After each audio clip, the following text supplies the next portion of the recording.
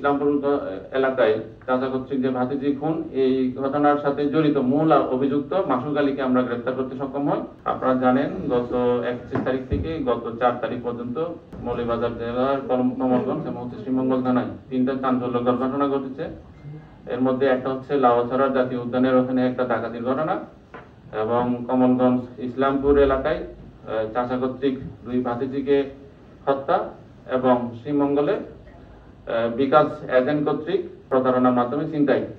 ডাকাতির সাথে জড়িত আমরা 3 জনকে অ্যারেস্ট করি। ডাকাতির লঞ্চিত মালামাল উদ্ধার করতে সক্ষম হয়, এবং এরপরে হচ্ছে যে ইসলামপুর এলাকায় চাচা কর্তৃক যে ভাতিজি খুন, এই ঘটনার সাথে জড়িত মূল অভিযুক্ত মাসুক আলীকে আমরা গ্রেফতার করতে সক্ষম হই, এবং ঘটনার যে ব্যবহৃত দা সেটা আমরা উদ্ধার করি। এবং তৃতীয় ঘটনা যেটা হচ্ছে শ্রীমঙ্গল থানায় যে বিকাশ এজেন্ট কর্তৃক ছিনতাই হওয়ার নাটক, সেটা আমরা ঘটনার সাথে জড়িত 2 জন, একজন হচ্ছে আক্তার এবং আরেকজন হচ্ছে সাইদুল, 2 জনকে অ্যারেস্ট করি এবং ঘটনার ছিনতাইকৃত 2,21,000 টাকা আমরা উদ্ধার করি।